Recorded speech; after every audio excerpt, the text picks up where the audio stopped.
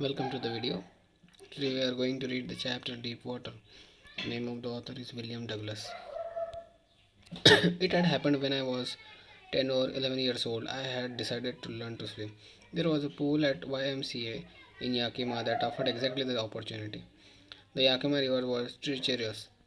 Mother continually warned against it and kept fresh in my mind the details of each drowning in the river. But the YMCA pool was safe. It was only 2 or 3 feet deep at the shallow end, and while it was 9 feet deep at the other, the drop was gradual. I got a pair of water wings and went to the pool. I hated to walk naked into it and show my skinny legs, but I subdued my pride and did it. From the beginning, however, I had an aversion to the water when I was in it. This started when I was 3 or 4 years old, and father took me to the beach in California.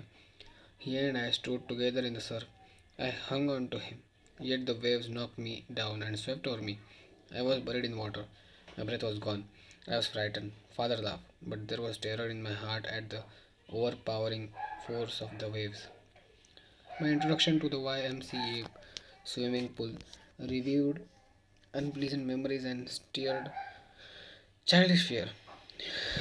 But in a little while, I gathered confidence.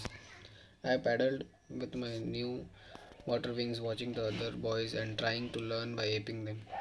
I did this 2 or 3 times on different days and was just beginning to feel at ease in the water when the adventure happened.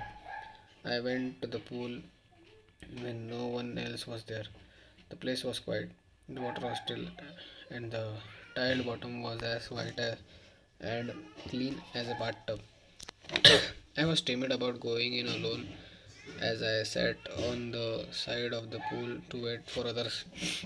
I had not been there long when in come a big bruiser of a boy, probably 18 years old. He had thick hair on his chest. He was beautiful physical specimen with legs and arms that showed rippling muscles. He yelled, "Hi, skinny. How do you like to be ducked?" With that, he picked me up and tossed me into the deep end. I landed in a sitting position, swallowed water, and went at once to the bottom. I was frightened about not yet. I was frightened about. I was frightened, but not yet frightened out of my wits. On the way down, I planned when my feet hit the bottom, I would make a big jump, come to the surface, lie flat on it, and paddle to the edge of the pool. It seemed a long way down. Those 9 feet were more like 90, and before I touched bottom, my legs were ready to burst. But when my feet hit bottom, I summoned all my strength and made what I thought was a great spring upward. I imagined I would bob to the surface like a cork. Instead, I come up slowly. I opened my eyes and saw nothing but water that had a dirty yellow tint to it. I grew panically. I reached up as if to grab a rope, and my hands clutched only at water. I was suffocating. I tried to yell, but no sound come out. Then my eyes and nose come out of the water, but not my mouth. I flailed at the surface of the water, swallowed, and choked. I tried to bring my legs up, but they hung as dead weights, paralyzed and rigid. A great force was pulling me under. I screamed, but only the water heard me. I had started on the long journey back to the bottom of the pool. I struck at the water as I went down, expending my strength as one in nightmare fights an irresistible force. I had lost all my breath, my lungs ached, my head throbbed. I was getting dizzy, but I remembered the strategy. I would spring from the bottom of the pool and come like a cork to the surface. I would lie flat on the water, strike out with my arms, and thrash with my legs. Then I would get to the edge of the pool and be safe. I went down endlessly. I opened my eyes, nothing but water with a yellow glow, dark water that one could not see through. And then, shark, Stark. Terror seized me. Terror that knows no understanding. Terror that knows no control. Terror that no one can understand who has not experienced it. I was shrinking. I was shrieking underwater. I was paralyzed underwater, stiff rigid with fear. Even the screams in my throat were frozen. Only my heart and the pounding in my head said that I was still alive. And then, in the midst of terror, come a touch of reason. I must remember to jump when I hit the bottom. At last, I felt the tiles under me. My toes reached out as if to grab them. I jumped with everything I had, but the jump made no difference. The water was still around me. I looked for ropes, ladders, water wings, nothing but water. A mass of yellow water held me. Stark terror took an even deeper hold on me, like a great charge of electricity. I shook and trembled with fright. My arms wouldn't move, my legs wouldn't move. I tried to call for help, to call for mother. Nothing happened. And then, strangely, there was light. I was coming up. I was coming out of the awful yellow water. At least my eyes were. My nose was almost out too. Then I started down a third time. I sucked for air and got water. The yellowish light was going out. Then all effort ceased. I relaxed. Even my legs felt limp, and a blackness swept over my brain. It whipped out fear. It whipped out terror. There was no more panic. It was quiet and peaceful. Nothing to be afraid of. This is nice. To be drowsy, to go to sleep. No need to jump. Too tired to jump. It's nice to be carried gently. To float along in space. Tender arms around me.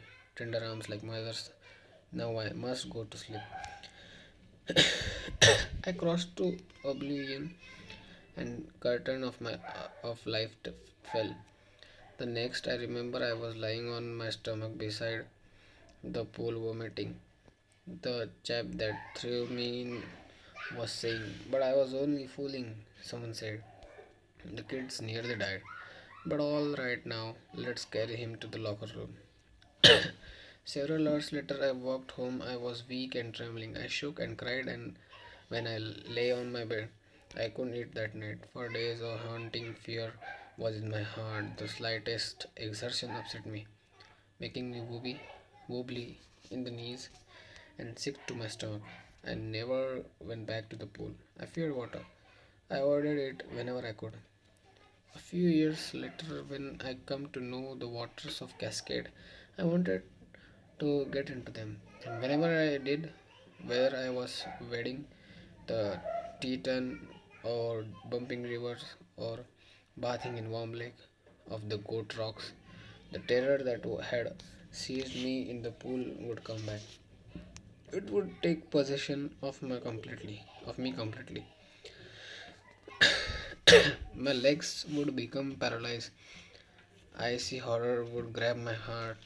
This handicap stayed with me as the years rolled by in canoes of Maine lakes fishing for landlocked salmon, bass fishing in New Hampshire, trout fishing on the Deschutes and Metollis in Oregon, fishing for salmon on Columbia and bumping lakes in the Cascade.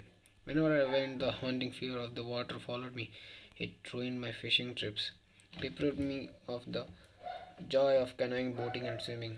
I used every way I knew to overcome this fear, but it held me firmly in its grip. Finally, one October, I decided to get an instructor and learn to swim. I went to a pool and practiced few days a week, an hour each day. The instructor put a belt around me. A rope attached to the belt went through a pulley that ran on an overhead cable. He held on to the end of the rope and we went back and forth across the pool, hour after hour, day after day, week after week. On each trip across the pool, a bit of the panic seized me. Each time the instructor relaxed his hold on the rope and I went under. Some of the old terror returns and my legs froze. It was 3 months before the tension began to slack. Then he taught me to put my face under water and exhale, and to raise my nose and inhale. I repeated the exercise hundreds of times. Bit by bit, I shed part of the panic that seized me when my head went underwater. Next, he held me at the side of the pool and had me kick with my legs. For weeks, I did just that. At first, my legs refused to work, but they gradually relaxed, and finally, I could command them. Thus, piece by piece, he built a swimmer, and when he had perfected each piece, he put them together into an integrated whole. In April, he said, "Now you can swim, dive off, and swim the length of the pool, crawl stroke." I did. The instructor was finished, but I was not finished. I still wondered if I would be terror stricken when I was alone in the pool. I tried it. I swam the length up and down. Tiny vestiges of the old terror would return. But now I could frown and say that terror trying to scare me, eh? Well, here's to you, look, and off I'd go for another length of the pool. This went on until July, but I was still not satisfied. I was not sure that all the terror had left, so I lake, went north in New Hampshire, dived off a dock at Triggs Island, and swam 2 miles across the lake to Stampact Island. I saw the crawl, breaststroke, side stroke, and backstroke. Only once did the terror return when I was in the middle of the lake. I put my I put my face under and saw nothing but bottomless water. The old sensation returned in miniature. I laughed and said, "Well, Mr. Terror, what do you think you can do to me?" I fled and I swam. And I swam on. Yet I had residual doubts. At my first opportunity, I hurried west, went up the Teton of Conrad Meadows, up the Conrad Creek Trail to Made Glaciers, and camped in the high meadow by the side of Warm Lake. The next morning, I